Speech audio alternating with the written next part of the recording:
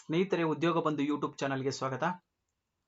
College ವಿದ್ಯಾರ್ಥಿಗಳಿಗೆ ಅಂದರೆ metric ನಂತರದ SLC ನಂತರದ ವಿದ್ಯಾರ್ಥಿಗಳಿಗೆ SSP ಪೋಸ್ಟ್ ಮ್ಯಾಟ್ರಿಕ್ 2026-27 ಅಪ್ಲಿಕೇಶನ್ ಪ್ರಾರಂಭವಾಗಿದೆ.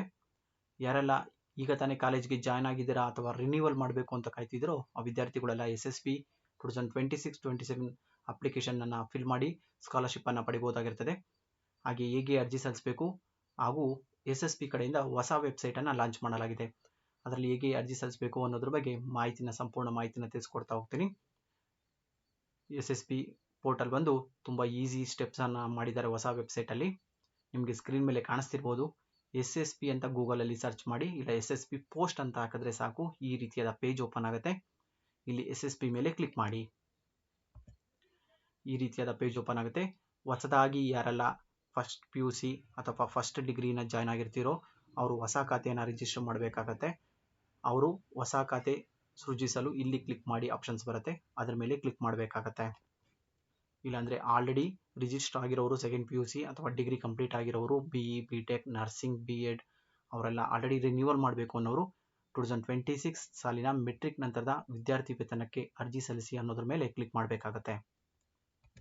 ಕ್ಲಿಕ್ ಮಾಡಿದ್ರೆ ಈ ರೀತಿಯಾದ ಹೊಸ ವೆಬ್ಸೈಟ್ ಓಪನ್ ಆಗ್ತಿದೆ. ಇಲ್ಲಿ ನಿಮಗೆ ಈಸಿಯಾದ ಆಪ್ಷನ್ಸ್ ಅನ್ನು ಮಾಡಿದ್ದಾರೆ. ಮೊದಲು ಏನು ಮಾಡಬೇಕಾಗಿತ್ತು, SSP ID ಹುಡುಕಬೇಕು ಅಂದರೆ ಒಂದು ಕಡೆ ಹೋಗಬೇಕಾಯಿತು, ಫರ್ಗಾಟ್ ಪಾಸ್ವರ್ಡ್ಗೆ ಒಂದು ಕಡೆ ಹೋಗಬೇಕಾಯಿತು, ಹಾಗೂ ಪ್ರತಿಯೊಂದಕ್ಕೂ ಸಪ್ರೇಟ್ ಲಿಂಕ್ ಅನ್ನು ಕೊಡ್ತಾ ಇದ್ರು.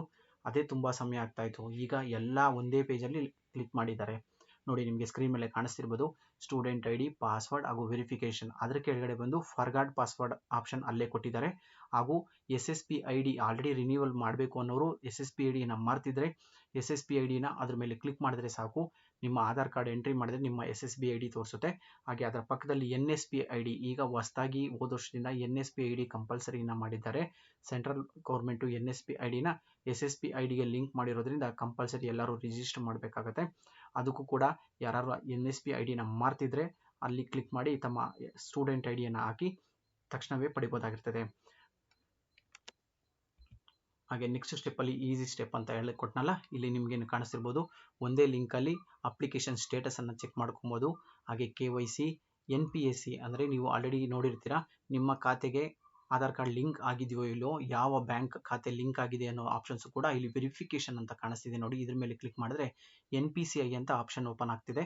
ಅಲ್ಲಿ ನಿಮ್ಮ ಆಧಾರ್ ಕಾರ್ಡ್ ನಂಬರನ್ನು ಮೆನ್ಷನ್ ಮಾಡಿದ ತಕ್ಷಣ ನಿಮ್ಮ ಯಾವ ಖಾತೆಗೆ ನಿಮ್ಮ ಆಧಾರ್ ಕಾರ್ಡ್ ಲಿಂಕ್ ಆಗಿದೆಯೋ ಇಲ್ವೋ, ಮತ್ತೆ ಬ್ಯಾಂಕ್ಗೆ ಹೋಗಿ ಲಿಂಕ್ ಮಾಡಬೇಕು ಅನ್ನೋದು ಗೊತ್ತಾಗ್ಬಿಡುತ್ತೆ. ಮೊದಲೆಲ್ಲ ಏನಾಗ್ತಿತ್ತು, ಬ್ಯಾಂಕ್ಗೆ ಹೋಗಿ ವೆರಿಫಿಕೇಶನ್ ಮಾಡಿಸ್ಕೊಬೇಕಾಗಿತ್ತು. ಇಲ್ಲಿ ನೀವು ಸ್ಕಾಲರ್ಶಿಪ್ ಅಪ್ಲೈ ಮಾಡ್ತಿದ್ರೆ NPS ಆಗಿಲ್ಲ ಅಂತ ಬರ್ತಾಯಿತ್ತು, NPCI ಆಗಿಲ್ಲ ಅಂತ ತೋರಿಸ್ತಿತ್ತು. ಈಗಾಗಿಲ್ಲ. ಈಗ ಅದನ್ನ ಮೇಲೆ ಕ್ಲಿಕ್ ಮಾಡಿ ನಿಮ್ಮ ಆಧಾರ್ ಕಾರ್ಡ್ ನಂಬರ್ ಮೆನ್ಷನ್ ಮಾಡ್ತಿದ್ದಂಗೆ ನಿಮ್ಮದು ಆಗಿದೆಯೋ ಇಲ್ವೋ ಅನ್ನೋ ಆಪ್ಷನ್ಸ್ ಕೂಡ ತೋರಿಸುತ್ತೆ. ತುಂಬ ಈಸಿಯಾಗಿ ಹೊಸ ಸಾಫ್ಟ್ವೇರನ್ನು SSP ಸಾಫ್ಟ್ವೇರನ್ನು ರೆಡಿ ಮಾಡಿದ್ದಾರೆ ನೋಡಿ. ಇಲ್ಲಿ ಕಾಣಿಸಿದೆ ಸ್ಟೂಡೆಂಟ್ IDನ ಎಂಟ್ರಿ ಮಾಡಿದ್ರೆ, ನಿಮ್ಮ ಆಧಾರ್ ಕಾರ್ಡ್ ನಂಬರನ್ನು ಎಂಟ್ರಿ ಮಾಡಿದ್ರೆ ಸಾಕು, ನಿಮ್ಮ ಸ್ಟೂಡೆಂಟ್ ID ಮಾರ್ತಿದ್ರೆ ಸಿಗುತ್ತೆ. ಅಕಸ್ಮಾತ್ ಹೊಸದಾಗಿ ಫ್ರೆಷರ್ಸ್ ಕೂಡ ಇಲ್ಲಿ ಆಧಾರ್ ಕಾರ್ಡ್ ನಂಬರನ್ನು ಮೆನ್ಷನ್ ಮಾಡಿದರೆ, ಏಕೆಂದರೆ 1 to 10th ವರೆಗೂ ಯಾರೆಲ್ಲ ಕೆಲವೊಂದು ವಿದ್ಯಾರ್ಥಿಗಳು SC ST ವಿದ್ಯಾರ್ಥಿಗಳು ಅರ್ಜಿನ ಸಲ್ಲಿಸಿರ್ತಾರೋ ಅವರಿಗೆ ಸ್ಟೂಡೆಂಟ್ ID ಜನರೇಟ್ ಆಗಿರುತ್ತೆ, ಅವ್ರದ್ದು ಆಟೋಮೆಟಿಕ್ ಆಗಿ ತಿಳ್ಕೊಬೋದು. ಇಲ್ಲಿ ನೋಡಿ, ರಿನ್ಯೂವಲ್ ಸ್ಟೂಡೆಂಟ್ಸ್ ಕೂಡ NSP IDನ ಮಾರ್ತಿದ್ರೆ ತಮ್ಮ ಸ್ಟೂಡೆಂಟ್ IDನ ಹಾಕಿ ಫೆಚ್ ಡಾಟಾ ಮೇಲೆ ಕ್ಲಿಕ್ ಮಾಡಿದ್ರೆ ನೋಡ್ಕೊಬೋದಾಗಿರ್ತದೆ. ಹಾಗೆ ಫರ್ಗಾಟ್ ಪಾಸ್ವರ್ಡ್ಗೂ ಕೂಡ ಈಸಿ ಆಗಿದೆ. ತಮ್ಮ ಸ್ಟೂಡೆಂಟ್ ಐಡಿನ ಮೆನ್ಷನ್ ಮಾಡಿ ನ್ಯೂ ಪಾಸ್ವರ್ಡನ್ನು ಕ್ರಿಯೇಟ್ ಮಾಡ್ಕೊಂಡು ಕನ್ಫರ್ಮ್ ಮಾಡಿಕೊಂಡು OTPನ ಮೆನ್ಷನ್ ಮಾಡಿದ್ರೆ ನಿಮ್ಮ ಫರ್ಗಾಟ್ ಪಾಸ್ವರ್ಡ್ ಆಗುತ್ತೆ. ಹಾಗೆ ಹೊಸದಾಗಿ ಕ್ರಿಯೇಟ್ ಮಾಡಬೇಕು ಅಂದ್ಕೊಂಡಿರೋರು ಈ ತಮ್ಮ ಆಧಾರ್ ಕಾರ್ಡ್ ನಂಬರನ್ನು ಮೆನ್ಷನ್ ಮಾಡಿ ಕ್ಲಿಕ್ ಟು ಪ್ರೊಸೀಡ್ ಮೇಲೆ ಕ್ಲಿಕ್ ಮಾಡಿದ್ರೆ ಆಧಾರ್ ಕಾರ್ಡ್ ಕ್ಯಾಪ್ಚರ್ ID ಕೇಳುತ್ತೆ, ಆಧಾರ್ ಕಾರ್ಡಲ್ಲಿ ಹೆಸರಿರುವಂತೆ ಕೇಳುತ್ತೆ, ಅಷ್ಟನ್ನು ಮೆನ್ಷನ್ ಮಾಡಿದ್ರೆ ನಿಮ್ಮ ಖಾತೆ ಹೊಸದಾಗಿ ಜನರೇಟ್ ಆಗುತ್ತೆ. ಹಾಗೆ SSP IDಗೆ ಯಾವ ಮೊಬೈಲ್ ನಂಬರ್ ನೀಡಿದ್ದೀರಾ ಅನ್ನೋದ್ರ ಬಗ್ಗೆ ಮಾಹಿತಿ ಕೂಡ ಇದೇ ಸ್ಟೆಪ್ಪಲ್ಲಿ ತಿಳಿಸುತ್ತೆ. ಇಲ್ಲಿ ನೀವು ಎಂಟರ್ ಸ್ಟೂಡೆಂಟ್ ಆಧಾರ್ ನಂಬರನ್ನು ಮೆನ್ಷನ್ ಮಾಡಿದ ತಕ್ಷಣ ಕ್ರಿಯೇಟ್ ಅಕೌಂಟಲ್ಲಿ ನಂಬರನ್ನು ಎಂಟ್ರಿ ಮಾಡಿದ ತಕ್ಷಣ ಯಾರೆಲ್ಲ ಹೊಸದಾಗಿ ರಿಜಿಸ್ಟರ್ ಮಾಡ್ತಿದ್ದೀರೋ ಅವರಿಗೆ ಹೊಸದಾಗಿ ರಿಜಿಸ್ಟ್ರೇಷನ್ ಕೇಳುತ್ತೆ. ಅದೇ ಆಲ್ರೆಡಿ ಕ್ರಿಯೇಟ್ ಆಗಿರೋರಿಗೆ ಆಧಾರ್ ಕಾರ್ಡ್ ನಂಬರ್ ಮೆನ್ಷನ್ ಆಗಿದ ತಕ್ಷಣ ಈ ರೀತಿಯಾದ ಮೆಸೇಜ್ ತೋರಿಸುತ್ತೆ. ಇಲ್ಲಿ ನಿಮ್ಮ SSP ID ಹಾಗೂ ಮೊಬೈಲ್ ನಂಬರ್ ಯಾವುದನ್ನು ಮೆನ್ಷನ್ ಮಾಡಿರ್ತೀರೋ ಆ ಆಧಾರ್ ಮೊಬೈಲ್ ನಂಬರ್ ಕೂಡ ತೋರಿಸುತ್ತೆ. ಹಾಗೆ ಹೊಸ ಪ್ರೋಸೆಸ್ ಅಂತ ಹೇಳಿದ್ನಲ್ಲ, ಹೊಸ ವೆಬ್ಸೈಟು ಈ ರೀತಿ ಆಗಿದೆ. Step 1, step 2, step 3, step 4, step 5 ಈ ರೀತಿ ಇದೆ. ಇಲ್ಲಿ ನಿಮ್ಮ ಎಲ್ಲ ಡೀಟೇಲ್ಸು ರಿನ್ಯೂವಲ್ ಮಾಡಿರೋರಿಗೆ ಆಟೋಮೆಟಿಕ್ ಆಗಿ ಎಲ್ಲ ಲಾಸ್ಟ್ ಇಯರ್ ಏನು ಮೆನ್ಷನ್ ಮಾಡಿರ್ತಾರೋ ಅದು ಆಟೋಮೆಟಿಕ್ ಆಗಿ ತೋರಿಸುತ್ತೆ. ಹೊಸಬ್ರು ಮಾತ್ರ ಮೆನ್ಷನ್ ಮಾಡ್ತಾ ಹೋಗಬೇಕಾಗತ್ತೆ. ಈಸಿಯಾದ ಸ್ಟೆಪ್ಸ್ ಇದೆ. ಹೇಗೆ ಅರ್ಜಿ ಸಲ್ಲಿಸಬೇಕು ಅನ್ನೋದನ್ನು ನಾನು ಸ್ಟೆಪ್ ಬೈ ಸ್ಟೆಪ್ ವಿಡಿಯೋ ಮಾಡಿ ಇನ್ನೊಂದು 1 ಅಥವಾ 2 ದಿನದೊಳಗೆ ತಮಗೆ ತಲುಪಿಸ್ತೀನಿ. ಯಾರೆಲ್ಲ ಇನ್ನೂ ನನ್ನ ಚಾನಲ್ಗೆ ಸಬ್ಸ್ಕ್ರೈಬ್ ಆಗಿಲ್ಲ ದಯವಿಟ್ಟು ಸಬ್ಸ್ಕ್ರೈಬ್ ಆಗಿ. ಹಾಗೆ ಸ್ಟೆಪ್ 1 ಅಲ್ಲಿ ಏನೆಲ್ಲ ಕೇಳುತ್ತೆ ಅನ್ನೋದ್ರ ಬಗ್ಗೆ ಸ್ವಲ್ಪ ಮಾಹಿತಿನ ಇಲ್ಲೇ ತಿಳಿಸ್ಕೊಡ್ತಾ ಹೋಗ್ತೀನಿ. ಸ್ಟೆಪ್ 1 ಅಲ್ಲಿ ತಮ್ಮ SLC ರಿಜಿಸ್ಟರ್ ನಂಬರ್ ಕೇಳುತ್ತೆ. CBSE, ICIC ಅಥವಾ ಸ್ಟೇಟ್ ಬೋರ್ಡ್ ಅವರು ತಮ್ಮ SLC ರಿಜಿಸ್ಟರ್ ನಂಬರ್ನ ಮೆನ್ಷನ್ ಮಾಡಿದ್ರೆ ತಾವು ಯಾವ ವರ್ಷ ಪಾಸ್ ಆದ್ರಿ ಹಾಗೂ ನಿಮ್ಮ ಹೆಸರು, ನಿಮ್ಮ ಡೇಟ್ ಆಫ್ ಬರ್ತ್ ಫೆಚ್ ಆಗುತ್ತೆ, ಅದು ಶೋ ಆಗುತ್ತೆ.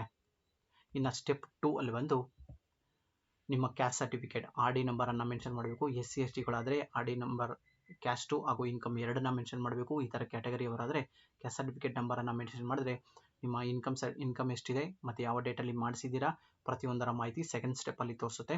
ಹಾಗೂ ಥರ್ಡ್ ಸ್ಟೆಪ್ಪಲ್ಲಿ ನೀವು ಫಿಸಿಕಲಿ ಹ್ಯಾಂಡಿಕ್ಯಾಪ್ಟಾ ಅಥವಾ ಇಲ್ವಾ ಅನ್ನೋ ಬಗ್ಗೆ ಮಾಹಿತಿ ಕೇಳುತ್ತೆ. ಹಾಗೂ ತಮ್ಮ ಪರ್ಮನೆಂಟ್ ಅಡ್ರೆಸ್ ಅಥವಾ ಪ್ರೆಸೆಂಟ್ ಅಡ್ರೆಸ್ ಮಾಹಿತಿ ಕೇಳುತ್ತೆ, ಅದನ್ನು ಮೆನ್ಷನ್ ಮಾಡಬೇಕಾಗತ್ತೆ. ಹಾಗೂ ಫೋರ್ತ್ ಸ್ಟೆಪ್ಪಲ್ಲಿ ತಾವು ಯಾವ ಪ್ರೆಸೆಂಟ್ ಇಲ್ಲೇ ಅಂದರೆ ಔಟ್ಸೈಡ್ ಆಫ್ ಕರ್ನಾಟಕ ಓದ್ತಿದ್ದೀರಾ, ಕರ್ನಾಟಕದಲ್ಲಿ ಓದ್ತಿದ್ದೀರಾ, ಹಾಗೆ ಡೇ ಸ್ಕಾಲರ್ಶಿಪ್ಗೆ ಅಪ್ಲೈ ಮಾಡ್ತಿದ್ದೀರಾ ಅಥವಾ ಹಾಸ್ಟೆಲ್ಗೆ ಅಪ್ಲೈ ಮಾಡ್ತೀರಾ ಅನ್ನೋ ಆಪ್ಷನ್ಸ್ ಕೇಳುತ್ತೆ 4th ಸ್ಟೆಪ್ಪಲ್ಲಿ. ಹಾಗೆ 5th ಸ್ಟೆಪ್ಪಲ್ಲಿ ಒಂದ್ಸರಿ ಪ್ರಿವ್ಯೂ ತೋರಿಸುತ್ತೆ, ಎಲ್ಲ ಡಾಕ್ಯುಮೆಂಟ್ಸು ಪ್ರಿವ್ಯೂ ತೋರಿಸುತ್ತೆ. ಫಸ್ಟಿಂದ ನೀವೇನು ಮೆನ್ಷನ್ ಮಾಡಿರ್ತೀರೋ ಅದನ್ನು ಪ್ರಿವ್ಯೂ ತೋರಿಸುತ್ತೆ ಹಾಗೂ ಸಬ್ಮಿಟ್ ಬಟನ್ ತೋರಿಸುತ್ತೆ. ಒಂದ್ಸರಿ ಕನ್ಫರ್ಮ್ ಮಾಡಿಕೊಂಡು 5th ಸ್ಟೆಪ್ಪಲ್ಲಿ ಸಬ್ಮಿಟ್ ಮಾಡಿದ್ರೆ ಸಾಕು. ಇಷ್ಟು ಮಾಡಿದ್ರೆ SSP ಸ್ಕಾಲರ್ಶಿಪ್ ಅಪ್ಲಿಕೇಶನ್ನ, ಪೋಸ್ಟ್ ಮ್ಯಾಟ್ರಿಕ್ ಸ್ಕಾಲರ್ಶಿಪ್ಪನ್ನು ಅಪ್ಲೈ ಮಾಡ್ಬೋದು. ಇನ್ನೂ ಡೀಟೇಲ್ ಆಗಿ ಅದರ ವಿಡಿಯೋ ಮಾಡಿ ತೋರಿಸ್ತೀನಿ. ಸ್ಟೆಪ್ 1, ಸ್ಟೆಪ್ 2, ಸ್ಟೆಪ್ 3 ಹೇಗೆ ಮಾಡಬೇಕು ಹಾಗೂ ಇನ್ನೂ ಕೆಲವೊಂದು ಹೊಸದಾಗಿ ಟ್ಯಾಬ್ಗಳನ್ನು ರಿಲೀಸ್ ಮಾಡಿದ್ದಾರೆ, ಅದೆಲ್ಲ ಹೇಗೆ ಮಾಡಬೇಕು ಅನ್ನೋದ್ರ ಬಗ್ಗೆ ಸಂಪೂರ್ಣ ಮಾಹಿತಿನ ತಿಳಿಸ್ಕೊಡ್ತೀನಿ. ಯಾರೆಲ್ಲ ಇನ್ನೂ ನನ್ನ ಚಾನಲ್ಗೆ ಸಬ್ಸ್ಕ್ರೈಬ್ ಆಗಿಲ್ಲ ದಯವಿಟ್ಟು ಸಬ್ಸ್ಕ್ರೈಬ್ ಆಗಿ.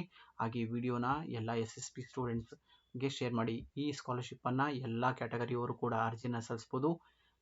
First PUC, second PUC, diploma, BEd, nursing, BE, BTech ಹಾಗೂ PG ಸ್ಟೂಡೆಂಟ್ಸ್ ಎಲ್ಲರೂ ಕೂಡ ಅರ್ಜಿನ ಸಲ್ಲಿಸ್ಬೋದಾಗಿರ್ತದೆ.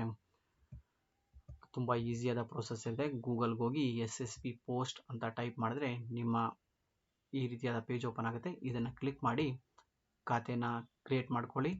ಹಾಗೆ ರಿನ್ಯೂವಲ್ ಮಾಡೋರು ಅರ್ಜಿನ ಇದನ್ನ ಮೇಲೆ ಕ್ಲಿಕ್ ಮಾಡಿ ಲಾಗಿನ್ ಮಾಡ್ಕೊಳ್ಳಿ, ಅರ್ಜಿಯನ್ನು ಸಲ್ಲಿಸಿ. ಹಾಗೆ ಕಂಪಲ್ಸರಿ KYCನ ಮಾಡಬೇಕಾಗತ್ತೆ. ಇನ್ನೊಂದು ಸ್ಟೆಪ್ ನಾನು ಮರೆತೆ, ವೆರಿಫಿಕೇಷನ್ ಅಂತ ಇದೆಯಲ್ಲ, ಇಲ್ಲಿ ವೆರಿಫಿಕೇಷನ್ ಮೇಲೆ ಅಪ್ಲಿಕೇಶನ್ ಸ್ಟೆಪ್ 1 ಸ್ಟಾರ್ಟ್ ಮಾಡೋಕ್ಕಿಂತ ಮುಂಚೆ KYC ಅಂತ ಕೇಳುತ್ತೆ. ಅಲ್ಲಿ KYCಲಿ ತಮ್ಮ ಆಧಾರ್ ಕಾರ್ಡ್ ನಂಬರನ್ನು ಮೆನ್ಷನ್ ಮಾಡಬೇಕು.